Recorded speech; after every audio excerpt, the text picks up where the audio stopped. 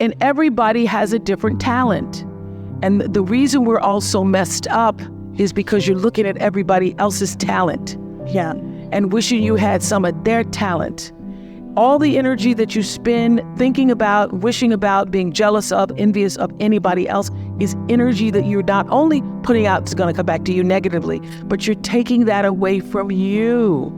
All your energy should be forced on, what do I have to offer? What do I have to give? How can I be used in service? Because Dr. King's message of not everybody can be famous, but everybody can be great, because greatness is determined by service.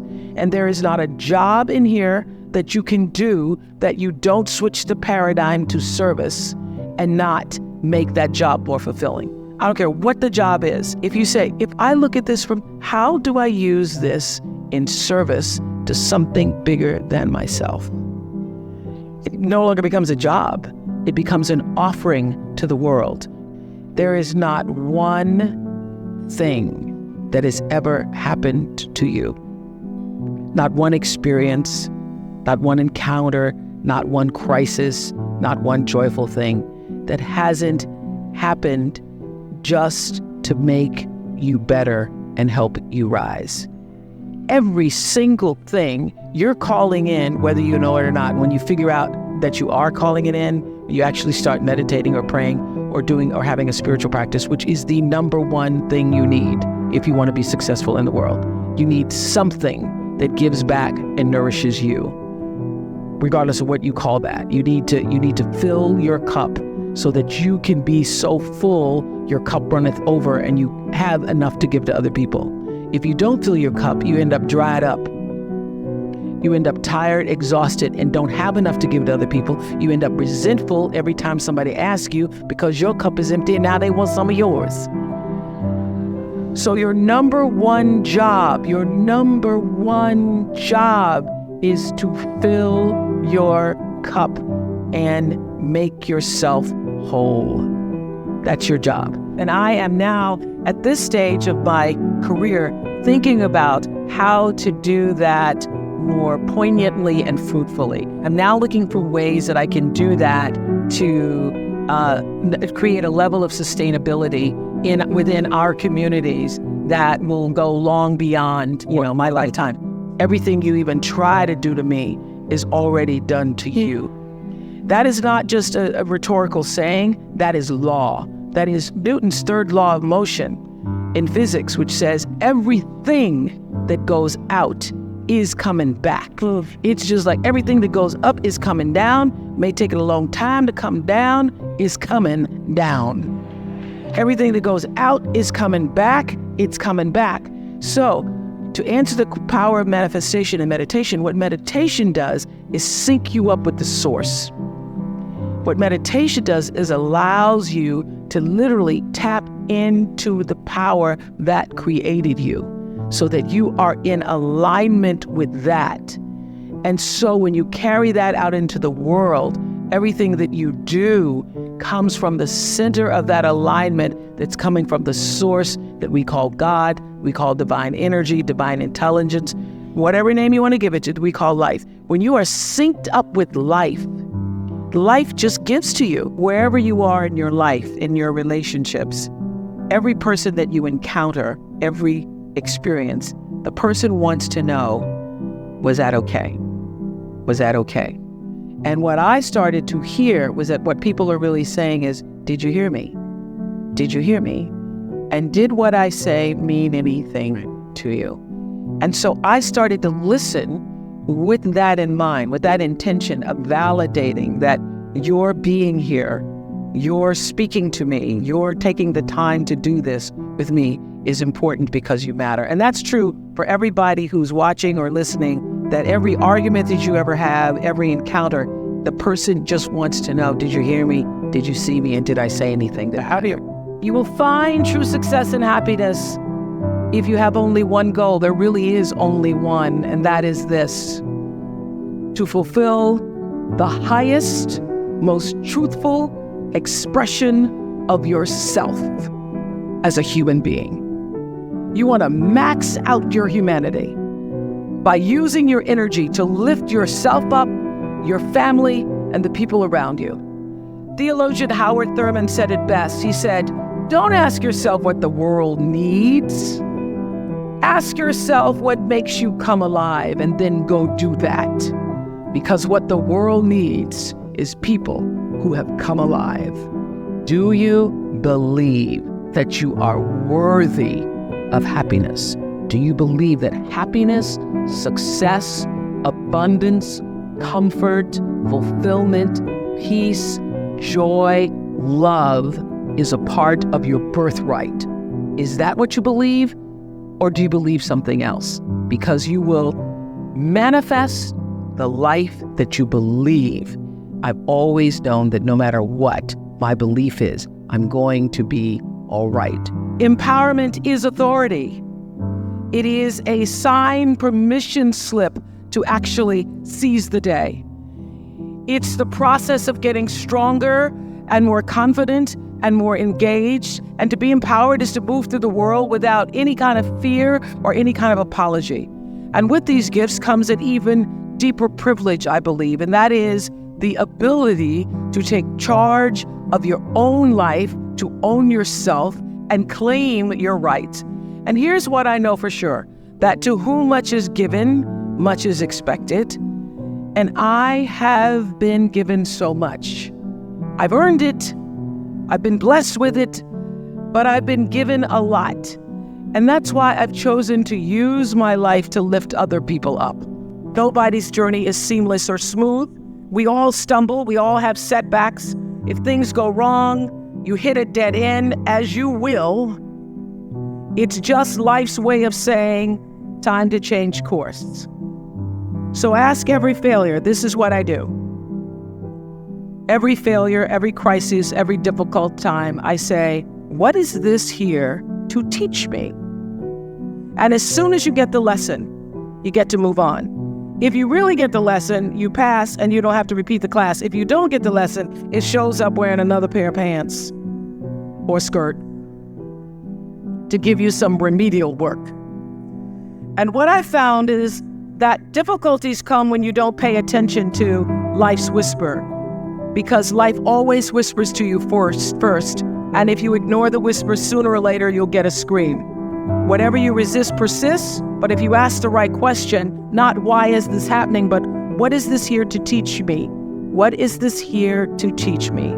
It puts you in the place and space to get the lesson you need. I have always known this about celebrity. The real power of being somebody that somebody knows, and I really think that the only difference between being famous and not is that more people know your name. So the only difference between understanding that is understanding that what Selma has done, what Susan has done, what Anna has done, Rebecca has done, what Jim has done, what I've done, you too can do. Because true philanthropy comes from living from the heart of yourself and giving what you have been given. How will you do that? How will you use your personality, energy of your personality, to serve that which is your soul's calling? I know this for sure. Any life, no matter how fantastic it is, how glorious it seems, how much attention you receive, how much square footage you have, any life and every life is enhanced by the sharing and the giving and the opening up of the heart space. Your life gets better when you can find a way to share it with someone else. So what we've done, you can do. The real empowerment comes when every person leaves this room and makes a decision. Maybe that decision is that you will write a check and support some of the wonderful organizations you've heard here today. But the true decision is, how will you use yourself? How will you use everything that you have been given to serve that which is greater than yourself? How will you use that to become truly, authentically empowered? Now, it is a beautiful thing to receive an award and to be on the cover of Variety. Thank you very much. It's a beautiful thing. But the true reward is in the lives that you are able to touch and the people who you know you have impacted. I live and move and have my being. And you want to know why I am really so successful? I knew that at 4 years old. I knew that when my grandmother said, you better watch me now, because one day you will have to learn how to wash these clothes and hang them up like this. So we had to watch how I hold these clothespins in my mouth. I went. And the reason I could do that is because spirit, otherwise known as intuition, my instinct said, that's not going to be my life. So we all have that spiritual side. And this lesson tonight is about connecting to it. I believe that beneath the surface of all physical problems is a spiritual solution. There is a spiritual solution. Why? Because you are a spiritual being having a human experience. That's the beginning of understanding spirituality. You are a spiritual being having a human experience. And I would say reading is the strongest signal for success in the future that I've ever seen. It is the strongest. I got my first job in radio when I was 16 years old, because I've been broadcasting since I was 16 years old. But my first job I got because I was a great reader. When you are a great reader, you can articulate and speak and command the English language in ways that other people cannot. And people think you're a lot smarter than you are. Lots of times, because you're a great reader. If somebody ever says to you, if you were ever rejected in that way, you never, ever, ever forget it. I said, but it's okay. I did okay. You did okay. It's all right.